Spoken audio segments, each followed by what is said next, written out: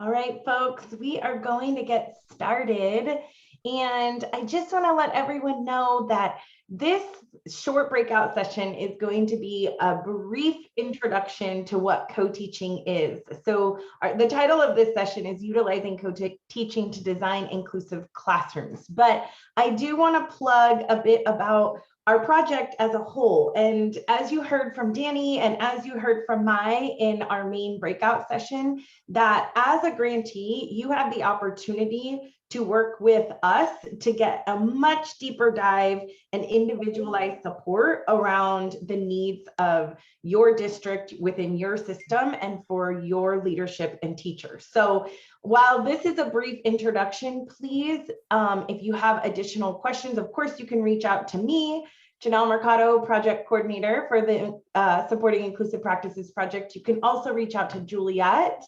And Juliet, quick introduction. Sure. Hi, everyone. My name is Juliet Anyanwu, and I'm a program support specialist with the Supporting Inclusive Practices out of El Dorado County office. And like as Janelle said and mentioned, we are here to support, so feel free to reach out to us. Or you can reach out to whoever is currently your SIP support person on our team, and we can certainly get you connected with deeper level supports around co-teaching. So I just want to begin by sharing our resource Padlet with all of you. This Padlet has been created for this session, but also we've shared with many, many other districts out there. So it is just loaded and full with co-teaching resources. We get a lot of questions about, can I see videos? What does co-teaching look like in practice? There are even videos uploaded to this Padlet. And in due time, eventually we'll be able to get folks out and look at some of our exemplary co-teaching programs, like at Danny's high school or at Mai's middle school that was mentioned. So for now, take a look at those resources. We also have two favorites. We're a little biased because we created these this year and last year, I think, Juliet, but two of our favorite resources actually came out of requests from our grantees to have these at the site level, but we have our co-teaching frequently asked questions. So it's an FAQ. What are those commonly asked questions that we get?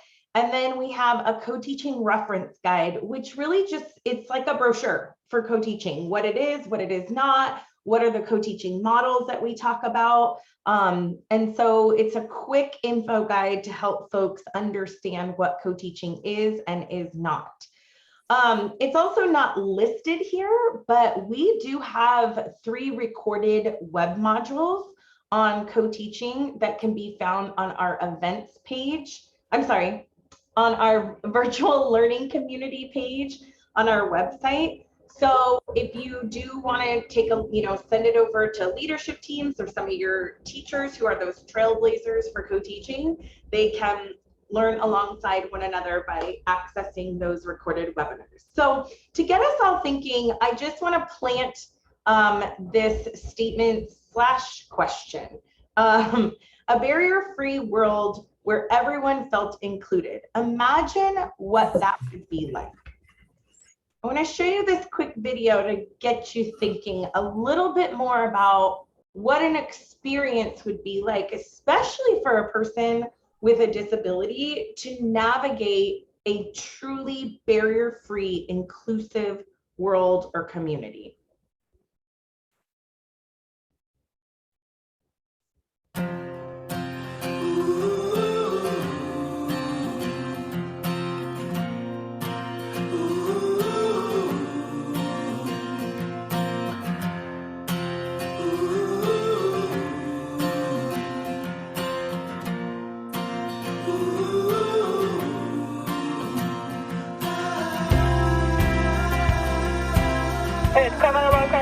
Arkadaşlar.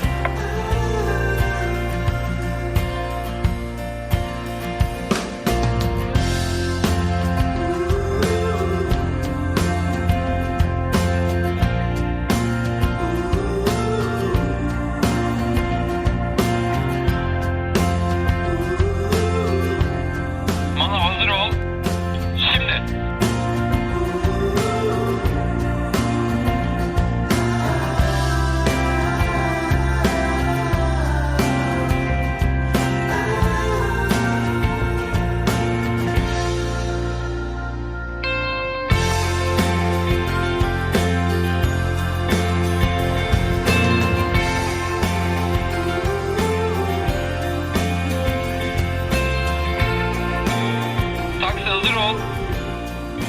Juliet.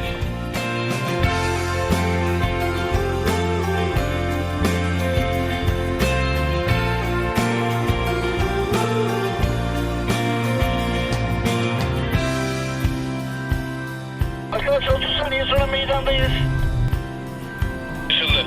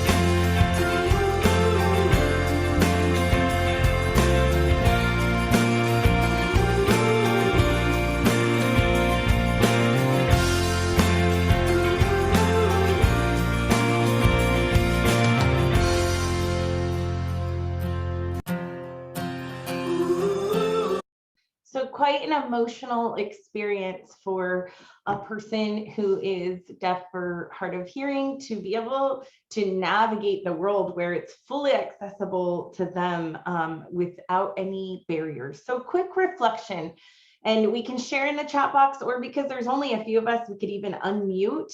What would a barrier-free inclusive learning environment be within your organization? What would students experience? How would they feel? What would you observe? So drop us a note in the chat. We'll give you about 2 minutes. You don't have to answer all the questions. You can choose one, or you can answer all of them. But truly, we just want to know what it would look like within your organization.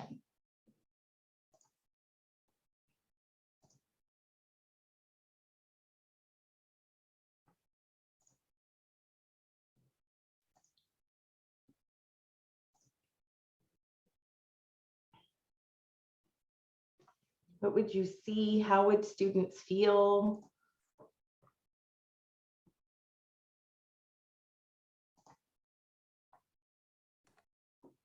I'll jump in and break the ice. Thanks, Danny. You know, I think when we talk about this idea that all students are general education students first, just that some receive special education services, I think what we would observe, or what students would experience, is no difference.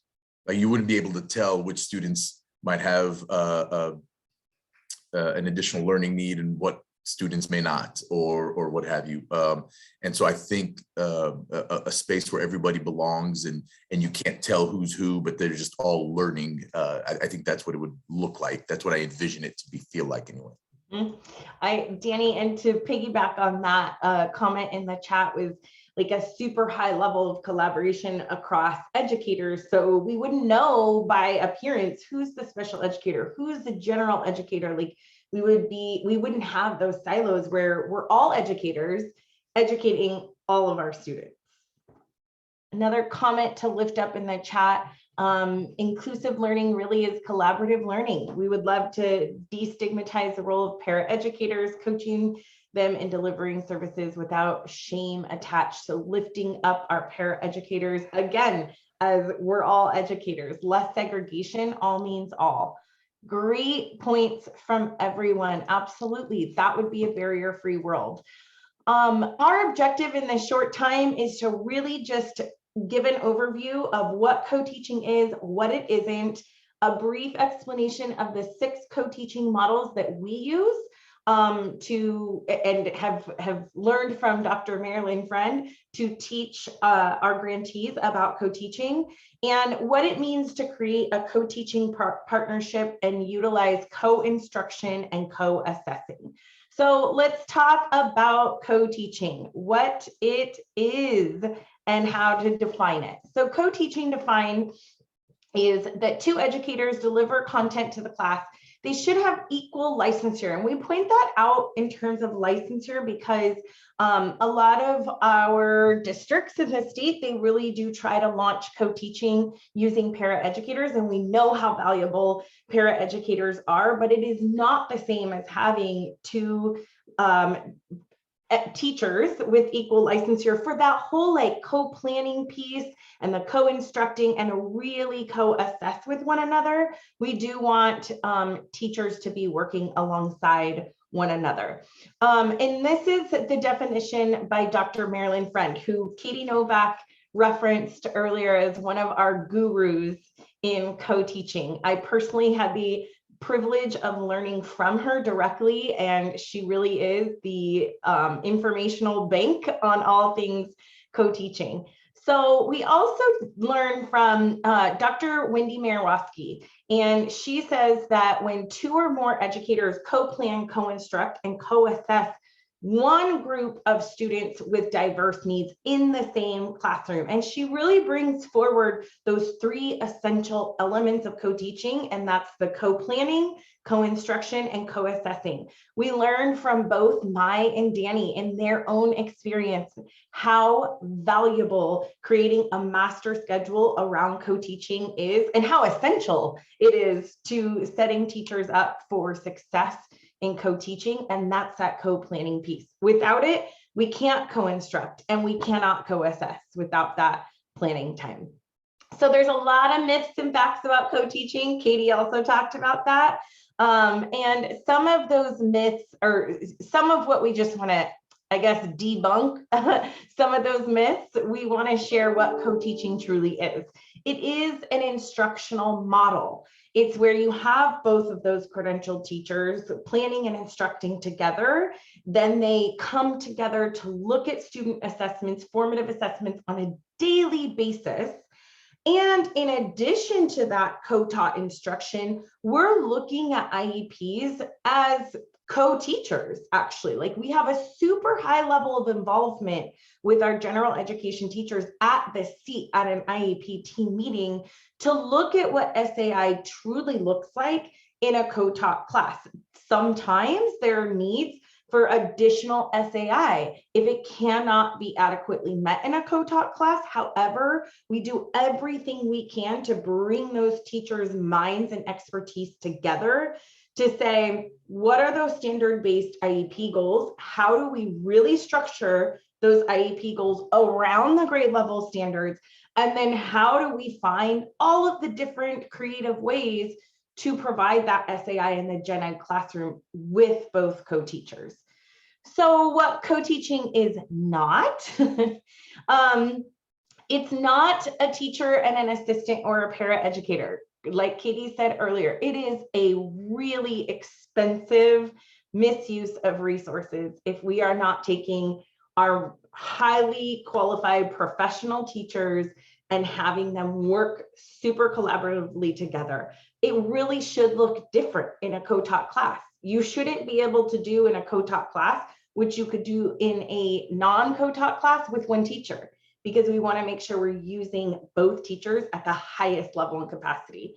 So it's not just an extra set of hands. It's really using the co-teaching models to provide instruction at the same time. It's not an alternative teaching schedule. Some folks go, okay, well, you're going to teach this day and then tomorrow I'm going to teach. No, it's both teachers teaching simultaneously.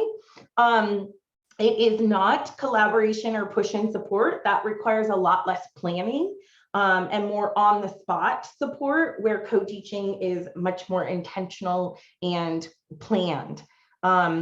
And it's not where one teacher is leading the core instruction while the other is walking around being the behavior support monitor and redirecting students. There's always a need for that, but that isn't the main role of the co-teacher if one teacher is providing that core instruction. So what are these co-teaching models we are referring to? We take the African proverb. It's so perfect for talking about our co-teaching models. If you want to go fast, go alone. If you want to go far, go together. So each of these co-teaching models really does intentionally use both teachers in the lesson planning design and instructional process. So the first model to introduce to you is the parallel teaching model. And this is where you have both teachers delivering instruction typically on the same content and typically to heterogeneous groups consisting of approximately half the class. So you're really just breaking the class in half and you have each teacher teaching a group at the same simultaneously. Now I say, and I highlight the word typically, because there are variations in how you can use each of these models. It is not fixed. We actually encourage teachers to get out there and get creative and try some things on and modify to make it work within your lesson design and instruction. And what we always say is you pick the co-teaching model depending on the standard that you are aiming for. It always starts with those grade level standards. You start there in your lesson design and then you backward map. So we're not planning around the models, we're using the models to support the planning. Next model I want to talk about is the alternative teaching model. This is where one teacher works with a small group and the other works with the larger group of students. A great model to use for pre-teaching, reteaching, intervention. Another one for all the leaders on the line today to just really be aware of. We don't want teachers to get stuck here. A lot of times teachers, especially, and I'm saying this from my own learned experience because I did it myself, I made this mistake, where as a special education teacher, prior to teaching in a co-taught class, I was super comfortable working with a small group of students. Where I was not as comfortable is leading a group of, 29 to 30 something learners. And so I had a tendency to want to keep my quote unquote, my students with IEPs in this small group. Absolutely not. That defeats the purpose of co-teaching. It should not be only our students with IEPs working in this small group all class period. That's like having a mini special day class inside your general education class. Totally defeats the purpose. So mixing up that group often and changing out which teacher is teaching which group is super important. The one teach, one assist model is where you have one teacher providing instruction while the other is walking about the class and offering on-the-spot assistance. Another model that is very useful during direct instruction, but for short periods of time, and we don't want to see teachers get stuck here. Most of the time, we see this being the model that is highly relied on. And Danny's shaking his head. And really difficult to get teachers out of this model.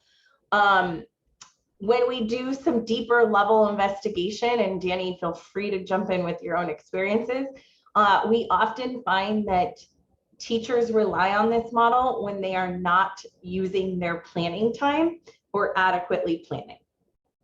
Danny's like, yeah. Yeah, no, this is kind of like the go-to because it is what we know.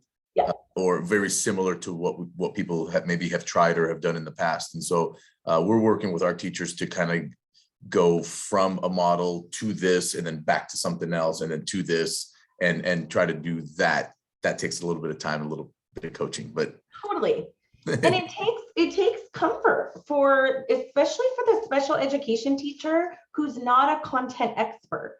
I taught in 7th and 8th grade, co-taught in 7th and 8th grade language arts. Prior to that, I taught in elementary school. I didn't feel like I had the adequate skills to teach 7th and 8th grade language arts until I started learning from my co-teacher. Then I slowly crept into becoming more of a content expert. And then my co-teacher slowly crept into being a strategy expert. So that's the benefit of learning from one another.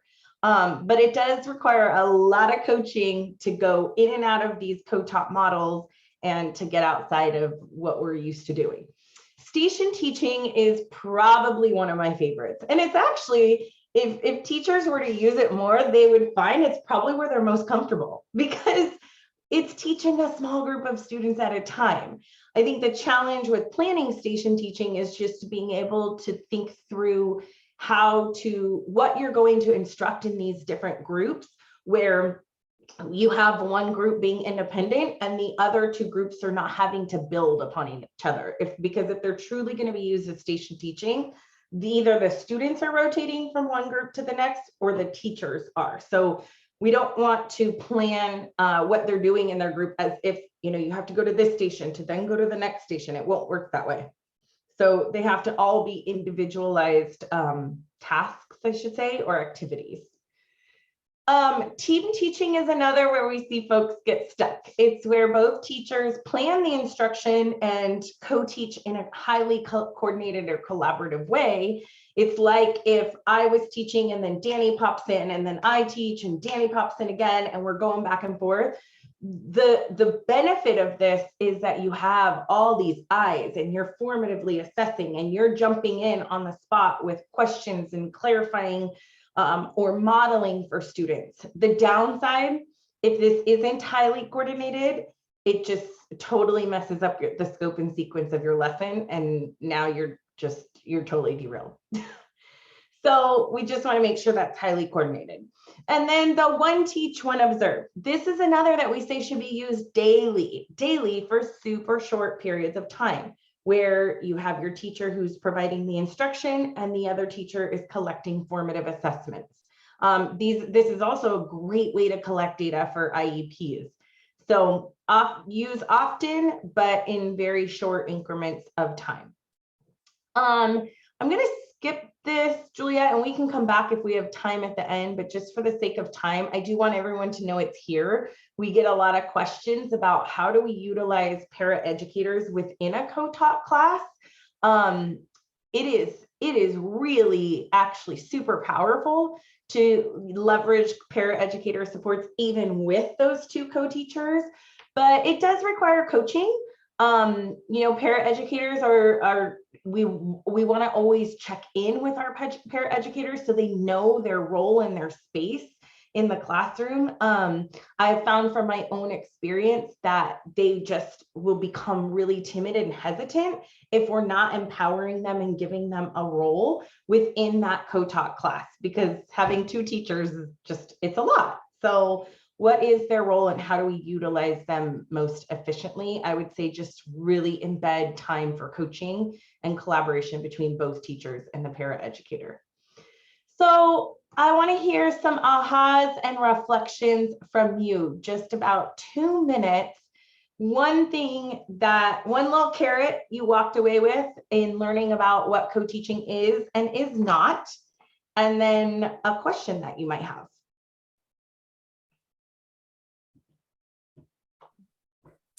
I'll go first this time since Danny was brave last time. I really appreciated the reference that our co-teaching model is based on a standard, right? And what are we actually trying to instruct? I think in our especially in new co-teaching partnerships, I find that teachers assume it's team teaching, or we default into that one teach, one assist role because that's what our gen ed special ed roles are, yeah. Or have historically been. So that was that's a great thing that we can bring back to our folks of what are we trying to teach? Yeah. And how does this impact all our kids? So thank you for that. Yeah, and another just highlight or kudos to the work that Danny is doing at his site and Juliet has been supporting is combining the professional learning around co-teaching with universal design for learning is just a beautiful bridge, because a lot of times what we see in co-teaching models where we're only talking about co-teaching, it's going back to that MTSS, right? Really building that system. But we'll talk about co-teaching, but we still have to really focus on good instructional practices. And that starts with that lesson design and instruction. So that's where bringing UDL in and not having them be separate is incredibly valuable. Anyone else? Questions? Ahas? I'd love to jump in really quickly, and I apologize for my voice. I'm getting over that virus that will not be named, so I'm a little awkward sounding. Thank you. But I wanted to talk really quickly to Angela's comment about empowering paraprofessionals, because that's what I am. I'm a paraprofessional. Mm-hmm. And we've worked so much in our district on empowering and training and providing embedded coaching that Nancy Brundrett spoke about earlier across our district. And we have found that when you set some parameters around collaboration and you assign roles and you have the teacher and their paraprofessional really discuss sort of what their roles are going to be in the classroom, that it provides such a framework for empowerment. So I really encourage that. That was a great comment. Thank you, Angela. Yeah, Alex, in my experience, we had this one paraeducator who was just like dynamic. I mean, I would talk to him every day, like, what do I need to do to help you become a teacher? We cannot lose you in this field, right?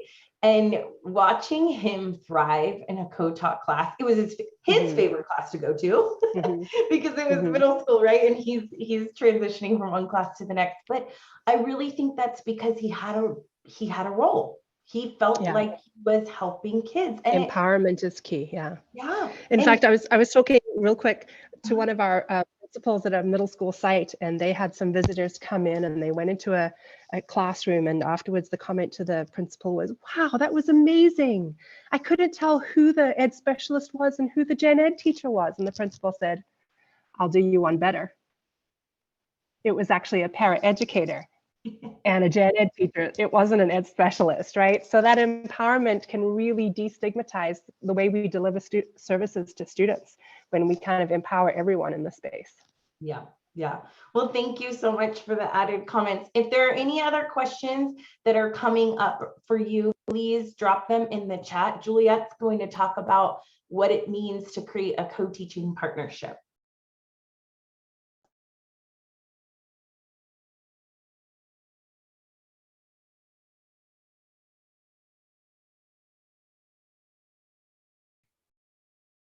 Okay, thank you, Janelle, for handing it off.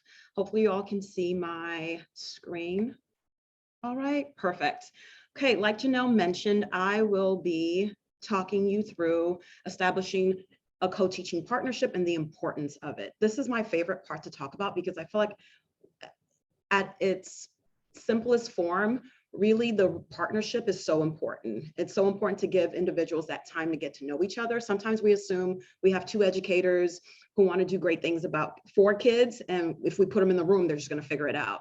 And that doesn't necessarily happen all the time. We have to give them that time to create this partnership. Like Mai mentioned during our earlier session, she had mentioned that co-teaching is a marriage. I am a previous co-teacher, and it was a marriage. And before I got married, I had time to date my co-teacher. We had that opportunity to establish that partnership.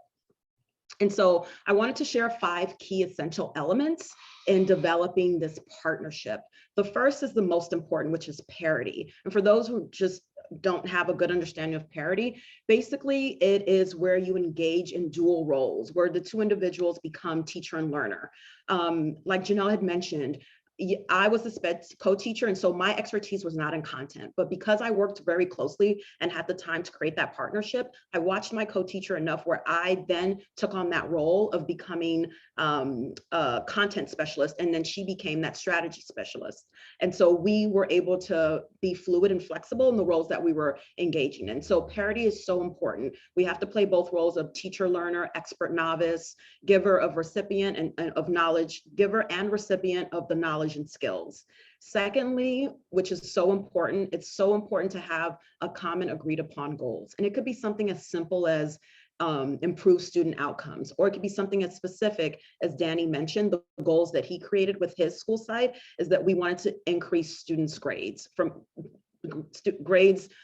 students who had a D or a F and increase that. And so it could be something as general as just improving student outcomes, or it could be something as specific as, okay, we're going to target our common agreed upon goals is to increase the grades of our students with D's and F's. The third element that I wanted to share and talk about is just establishing a shared belief system. And this shared belief system should be hinged upon the idea that each of the co-teaching team members has a unique and needed expertise.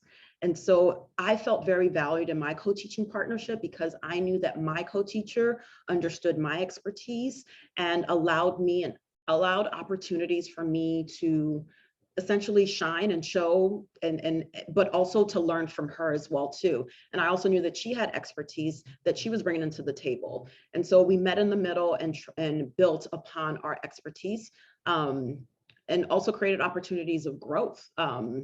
We needed that in order for us to get to a certain level where we were both experts in both areas. The third that I just went through was a shared belief system, but the fourth I'm going to jump into is the distributed functions theory of leadership. This is a mouthful.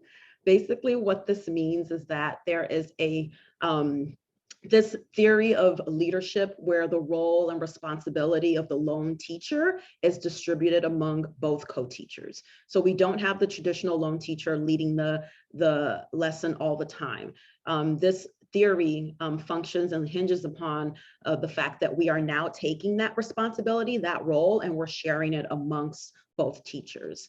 Lastly, an essential element of the partnership should be a cooperative process. And when I say a cooperative process, it should include face-to-face interactions. Again, you have to give both individuals that time to get to know each other.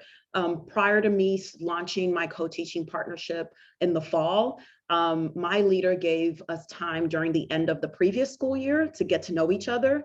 And we spent some time also over the summer getting to know each other, establishing that partnership so we can have a strong start to the fall. So that face-to-face interaction is so important.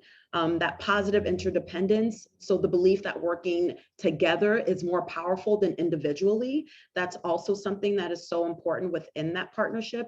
And then that interpersonal skills, working on the relationship, working on how we communicate with each other. One thing that's really important in the partnership is that you have to give time to monitor progress. We had a weekly check-in, and it was very brief, 5 to 10 minutes, where we checked in on the partnership. How are things going? How are our students receiving us? What can we adjust for next week? And so we did that weekly. And also just like a sense of individual accountability of the relationship. And so to piggyback off of parity, because I feel like it's so important in the partnership, here are some quick tips that we wanted to share with you. The first being learning to leverage each other's strengths. I talked about my journey with my co-teacher and how we learn to leverage each other's strengths. In order to leverage, you have to actually learn. And so it took a lot of listening to hear out and seek out the strengths of my co-teacher. And then once we learned, we were able to leverage each other's strengths. Secondly, creating a cohesive, united front. It's very important how you talk about the partnership. Language matters. When we started to refer to ourselves as we and our in front of our kids and in front of parents, it was amazing how we saw that change in how people saw our relationship. Our colleagues saw us differently, our students saw us differently, and parents saw us differently. So language matters. Thirdly, just establishing that shared roles and responsibility. Going back to Alex's point of just like understanding what are our roles and what are our responsibilities, but also allowing for flexibility, because we all know that we need to pivot, especially when working in inclusive environments. There's a lot of pivoting happening within that setting. Fourthly, determine a shared decision-making and problem-solving approach. And so making sure that both educators can share responsibilities of things like clerical tasks, data collection, research, instruction. We're just sharing, it's our students, so we're both playing an equal role in supporting them. Also the shared instruction while leveraging co-teaching model. We want to make sure that we're understanding how we leverage each model, who plays what role. So really getting specific and drilling that down during that planning time. And so one thing I always mentioned, or a takeaway from the classroom, is that usually in a traditional classroom, you have a SAGE, which is usually the gen ed teacher, and then the guide on the side is the special education teacher. We want to get rid of that. In co-teaching, that doesn't happen. We're both playing equal roles. So that whole SAGE on the stage, the guide on the side, that is eliminated when you're thinking about co-teaching and truly creating inclusive environments. And so additional quick tips that I'm just going to run through are more about logistics. Whenever I visit a school, I can understand a little bit about their inclusive classrooms by just walking the halls, because I want to see certain things that are indicators that this is a true inclusive environment, or co-teaching is really happening at the school. So I look if there's a designated space for both professionals, something as small as putting both names on class rosters, student schedules, report cards, Google Classroom, documents that are sent home. Whenever we sent parent letters home, it had both our names on it. So those little things really matter. Both names are posted. Like I said, when I do school classroom observations, I look for these little things as indicators that this is a truly inclusive environment, and they're really being intentional to sharing that message out with students and families that visit. Shared materials, tools, technology, resources, and then also just shared input when collaborating with families. Danny, I see your hand up. Yeah, I just, I want to just share briefly some of our struggles, because we've been able to do some of these things. Obviously things that you can control in-house at the site, like material tools and tech and all this other stuff, that's fine. But when you're relying on things that have maybe political ramifications, or things where you're involving IT or HR or things like that, navigating that has been a little bit of a challenge for us. And so understanding some of those barriers when you're going to start tackling having 2 teachers on a roster, and who's the teacher of record and the ed behind that and stuff like that, just little things that sometimes, or at least for me, we didn't even consider until we started having those conversations and trying to tackle some of those barriers and stuff like that. So understanding the barriers before we start jumping into stuff like this might help you navigate it a little more successfully than we have last year anyway. So that's a great point, Danny. And also with these barriers, I think what also helps is just being honest with teachers and explaining to them, like, these are some challenges that we're experiencing, but know that we're working on it. This is not something that's falling to the side. So I think as much as we can involve teachers in what's happening behind the scenes, they will be understanding of trying to work through these technicalities or politics, as Danny mentioned. And so into co-planning. Co-planning, I know, is the most important when trying to think about establishing a truly strong co-teaching partnership. You have to give them time to co-plan. So I just want to start off by saying that co-planning is both the most important, but also the most difficult component of co-teaching. It's like, where do we have the time? And then when you do have the time, it's like, how do we use it efficiently?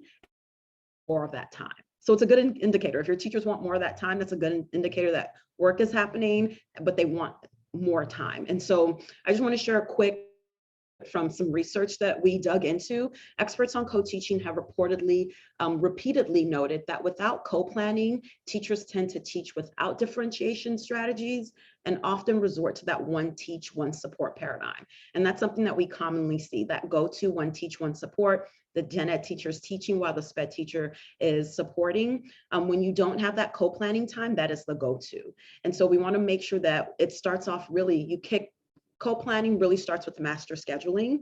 You have to look at the schedule. You have to prioritize having that time, that sacred time within your schedule, and then planning around that. So when I took my charter from SDC to full inclusion, that's the first thing we did. We spent time on master scheduling, and we prioritized that common prep time, and then we built around that because we wanted teachers to know that we are all in. And so I just want to emphasize that co-planning is so important when you are establishing and growing a partnership. Additionally, we wanted to share this resource that we developed. When you do have the time, it's really important to use that time effectively. And so oftentimes teachers are not even aware that they have the co-planning time, but then once we point that out to them, it's like, you should be using this time to do X, Y, and Z. That's the time we've given you, and this is what it's for. This is a great resource to give to them in order to structure that time out so they're using it efficiently. So this document really highlights what happens prior to the meeting, during the meeting, following the meeting, and then a key part is reflection. I think oftentimes we do all the things, but we don't reflect on what went really well, what didn't, and what can we adjust and pivot for the next lesson or for next week. And so Janelle's going to drop the link to this document in the chat, and you can also find it in the Padlet as well, or access it through the QR code. And so I had mentioned co-planning. Once you have the time, Now we have to ensure that we're using it efficiently. And Dr. Wendy Morawski wrote a great article that you can find on the Padlet that literally, I think the title of it is 10 tips for efficient co-planning. And so I listed the 10 tips, but she really dives into each tip within that strategy and how you can roll that out at your school site. And so firstly, establishing a regular time to plan collaboratively, that should be established already through your master scheduling. Selecting an appropriate environment without distractions. Oftentimes, the best place to plan was not in our classroom, because when kids were off doing something else, they usually came back into the classroom. And so there was a lot of distraction. So we had to get a place that, and sometimes it would be outside, sometimes we would just go for lunch. We had to get creative as to finding that place that had the least amount of distractions. When we're co-planning, rapport building doesn't happen during that time. Rapport building happens at another time. Having agenda and snacks, the way to my heart is through my stomach. And so I love snacks. And so that's what, to get me there and get me ready, my co-teacher would always bring my favorite snacks. And so we had an agenda, we had snacks, and we were good to go. Determine regular roles and responsibilities, divide and conquer, keep a list of individual student concerns that you continually come back to. I'll skip the next two, but the last I wanted to emphasize is the what, how, and who approach. Within that article that I mentioned, there's a lesson planning template for co-teaching that really helps you if teachers are struggling and trying to figure out how do we actually plan with these models in mind. That template really walks you through, and it talks about, emphasizes the what are we teaching, how are we teaching this, and really thinking about the co-teaching models and what would be fitting based on the activity or the standard that we're addressing. And then really diving into the who's taking responsibility for certain parts of the lesson to ensure that we are both contributing equally to the activity or the lesson at hand. And so here's some options for lesson planning. We all know that nothing can beat face-to-face planning. We've all gotten really good about around electronic planning the past 2 years, just given what we've experienced. And so face-to-face planning, this can happen during your prep periods, your shared prep periods. Other examples, it might happen during summer planning. Like I had mentioned before I launched into my co-teaching partnership, we were given time during the summer to just establish the partnership, but to also co-plan in preparation for a strong start in the fall. Maybe you're thinking about compensated after school planning, maybe the use of a substitute teacher to allow both teachers to maybe have a half-day planning, and also utilizing those teacher development days. I know it's probably jam-packed with some activities and business items that you have to take care of, but when within that day can you allow co-teachers to have some structured planning time? Like I mentioned, electronic planning, sometimes my co-teacher and I were not able to finish our planning within that structured time. And so we continued planning on a Google Doc. We continued building on each other's thoughts to ensure that we were ready for the lesson. And so using that Google Doc, maybe having additional meetings on Google Meet, Zoom. And also within our Padlet, there's a great resource on electronic co-planning. And so if you want to dive into that a little bit more, there's an additional resource in the Padlet that goes through and walks you through how you can get a little bit more creative with electronic co-planning. The last I wanted to emphasize on the spot planning, that shouldn't really be used as often, but I've seen co-teachers and myself leverage it in the classroom all the time. This type of planning is typically useful when you're in a lesson and you need to pivot. So sometimes when I was observing my co-teacher teach, I would notice that students weren't really grasping what we were teaching. And so we had a signal, and whenever she saw that signal, we would pause and we would check in with each other and adjust and pivot in the moment. So it was on the spot planning. And so we gave each other feedback and then we resumed the lesson. And so that took a lot of trust to be able to do that. And so once we got there, on-the-spot planning actually helped us because it saved a lot of our lessons. Rather than going through for 15 minutes and talking to students and thinking that they understand, we were able to pause, pivot, and then restart, re-engage with our students. And then we were more successful in the activity. And students were more successful as well when we did that on-the-spot planning. But I will say it takes a lot of trust to get there, but once you're there, it's a great option to utilize. And so I have talked at you for so for a long period of time. And so I want to just give you an opportunity to reflect, and feel free to add your responses in the chat or maybe unmute and share. So based on your experience or what you're thinking about doing, based on what we talked about, where do you see opportunities for teachers to have face-to-face planning? Where do you see opportunities for the use of electronic co-planning or on-the-spot co-planning, or maybe even other options? Janelle and I typically pose this question for like, what are some other options for co-planning? And we have some creative ideas that folks have shared. And so we wanted to offer that up to this group as well too. So feel free to unmute and share your experiences so others can learn from you, or feel free to add to the chat. So we'll spend about 2 minutes on this activity. Again, feel free to unmute or add your response to the chat.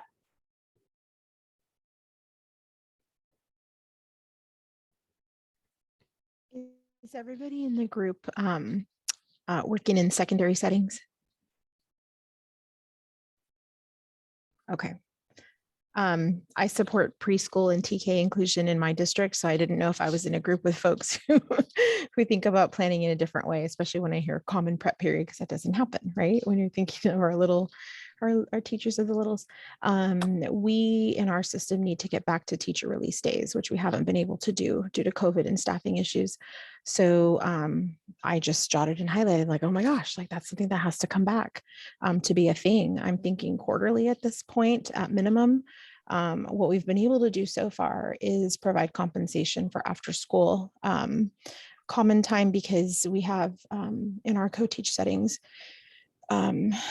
we have folks that are mandated a certain number of PLC hours, and then other folks who have a different type of credentialing or license have a different number of planning hours. So it doesn't align, which is a barrier. So for now, we've been giving after school compensation, not consistently, really to the teachers and teams who have reached out and asked for it, but it needs to move. It really needs to move to figure out how to work through that barrier, right? How to make that go away. So it's not just, willy-nilly and these people are doing it and these people are not. So just a couple of things that we have going on up here in Fresno. But again, I'm only speaking to our young programs. We do have co-teach at secondary, but I'm here and that's my bucket. So. Well, thanks for sharing about your bucket. You're bringing a key perspective to this conversation. I think I might have cut someone off, sorry. Oh, no, it's okay, Julia. I was just jumping in to say, Angela, and for everyone else on the line, obviously having a plan for after SIP funds aren't there, but, SIP funds can also be used to support teacher planning. Along with, I've seen, and this goes to paraeducator support. I've seen, like, for example, at Chime Institute, they have sacred time. The whole campus closes down 15 minutes every single day after school, and they have a very mapped out protocol for planning with their paraeducators. And even if it is 15 minutes planning, that's better than nothing for your teachers. So having a really strict protocol, which we'd be happy to help co-create with you, is a consideration. Yeah, and I just want to add on that I think just starting and giving some time is better than no time. So when you say going back to teacher release days and doing it quarterly, that's a great start. Just getting back to that. And then maybe next year we have another goal. It's like, let's start somewhere and build on it. So thank you for sharing that perspective, Angela. Anyone else want to share maybe a secondary perspective before we move into our final component of our PD today? Okay, last call. I'll share. That's Okay. fine. Yeah, I think it's really important if, just going back to what Janelle was talking about. She used a really nice example of the Chime Institute. And when you go to Chime and you hear them talk about how sacred that time is, but even beyond that, the expectation that we are co-planning, it's just that it's a culture of expectation, and that is hard to do, I think, at most sites, especially comprehensive sites, larger sites, especially because the whirlwind always gets in our way, right? And there's always something else that's infringing on our time. And so that's been the challenge for us, is for even though we have a dedicated common prep for everybody to have an hour a day with the whole team or just their co-teaching partner, there's always something that gets in the way. And so how do we focus on the value and see the value of holding that time sacred? And that's a leadership thing, and that's kind of setting it up for us. So that's something that we want to work on moving forward too, is really leveraging that time its full potential. Thank you for sharing your perspective and your experience, Danny. So I know we have a couple of minutes left, and so let's jump right into co-assessing, which is also a key component, really truly strong co-teaching program. And so when we think about co-assessment, it just really provides a unique opportunity for co-teachers to be able to discuss assessment, grading practices, share assessment responsibilities, and also just to collaborate on ways that they can also differentiate assessments based on your learner needs. When we think about the co-assessment cycle, there are 4 steps. So we have co-plan, co-collect, co-analyze, and co-reflect. I won't go into the slide in detail, but know that you have access to this information if you're interested in learning a little bit more about each component. Similar to the co-teaching models, we also have co-assessment models. And so the first model I'll share with you is one monitor, one assess. And within this model, we have one educator administrates the assessment to the class, while the other floats and monitors and answers any questions or provides supports to students that might be struggling a little bit.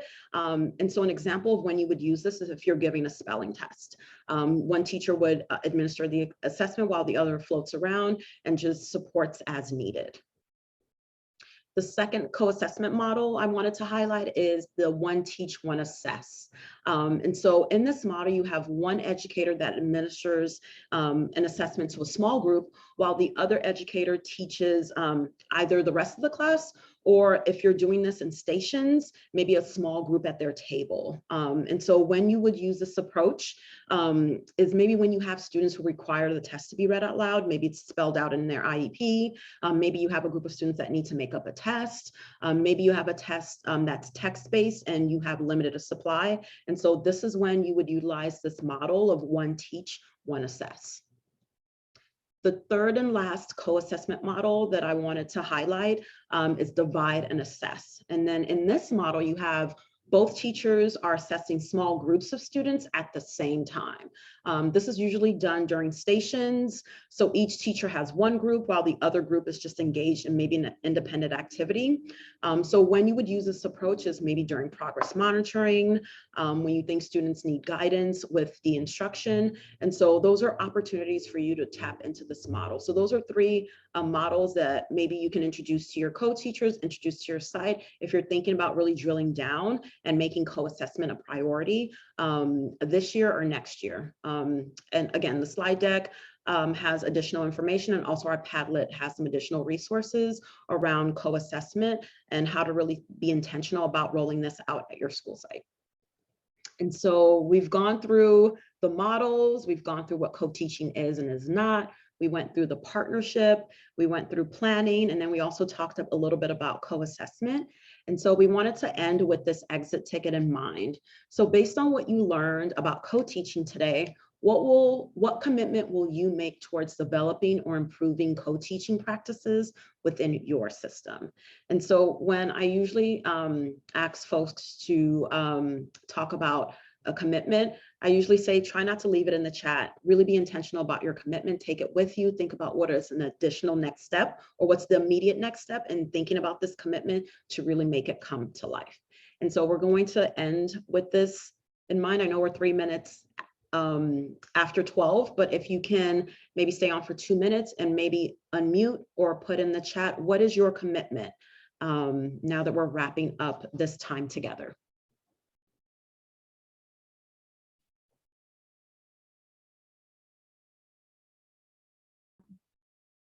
I love the idea from Danny about marrying UDL with co-teaching. And so I think really emphasizing that next year in our professional learning, that the two go together. And if we put 2 adults together and we don't change our instructional design, it's really, really ineffective and expensive. So that'll be our commitment. Thanks for sharing that, Megan. Anyone else want to share their commitment or continue adding to the chat, please? John, I see your comment in the chat. Co-assessment is the next step for you guys. Great.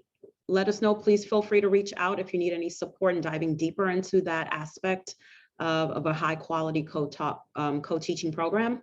We're happy to help.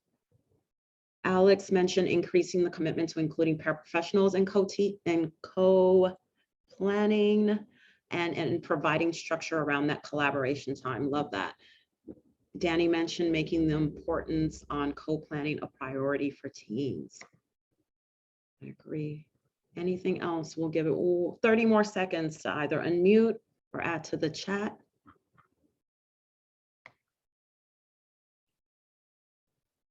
Okay, if there's nothing else, I just want to thank you all for spending the last hour with us. I believe Janelle put her email in the chat. I will also drop mine in the chat as well. If there are any follow-up questions or additional supports that you would want to talk through, or just a thought partner about ideas you're trying to get into this year or next year, feel free to please reach out to either one of us or the program specialist that supports you already through the SIP project, and they're happy to connect you with us. But I will drop my email in the chat. If there are any questions, feel free to stay on, but if not, please enjoy your afternoon and your lunch. And we hope to see you all hopefully next week at our inclusion conference happening May 4th and May 5th. See you there, everyone. Thank you so much for being here. And I'm dropping the Spring Institute survey in the chat one more time, because I know we didn't get a lot of time in the main session, but what a wonderful cohort we had here of co-teaching ambassadors. So I don't know, I'm feeling a little improvement network going. Maybe we have to think about that moving forward. Yes, I love the voices. Thank you for bringing your voices into the space. It really made it more and more valuable. And so thank you so much. Enjoy the rest of your afternoon. Go get some lunch. I know I will. Thank you. Thanks, everyone. Bye. Bye.